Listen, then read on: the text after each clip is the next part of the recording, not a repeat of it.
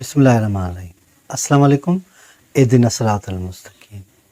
अदब व एहतराम की तकाज़ा ये है कि आप अपनी उम्र से बड़ों का एहतराम करें। जब हम बड़ों का एहतराम करते हैं तो हमारी किस्मत संभल जाती है, सुधर जाती है।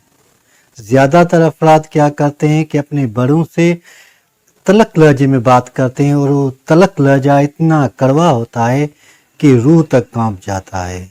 दुनिया में सबसे तकलीफदा बात यह है कि जब आप बड़ों से बात करें और आपका लहजा सख्त हो और वो घबरा के चुप हो जाएं। हमेशा बड़ों का एहतराम करें ताकि आपका भी एहतराम किया जाए। जिस किसी को भी शिकायत है कि उनकी किस्मत कभी भी तब्दील नहीं हो रही या बदल नहीं रही या चेंज नहीं हो रही, तो उनको चाहिए कि बड़ों का एहतराम करें। हर उस शख्स का एहतराम करें जिस पे एहतराम करना वाजिब और लाजम है। एहतराम की तकाज़ा भी यही है कि आपको एहसास होना चाहिए, आपको विश्वास होना चाहिए कि आप जो भी काम कर रहे हैं या जो भी जिस लहजे से भी बात कर रहे हैं वो आपके लिए फ़ायदेमंद है।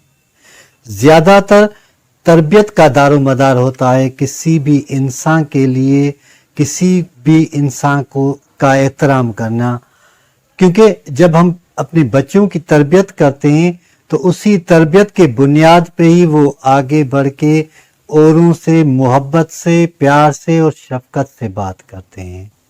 ज़्यादातर आपने देखा होगा कि लोग जब ताकत में आ जाते हैं तो एहतराम करना भूल जाते हैं। आमतौर पे एक जुमला कहा जाता है, बा अदब बा नसीब। अगर आप अपना नसीब बेहतर बनाना चाहते हैं तो आपको बाअदब होना चाहिए।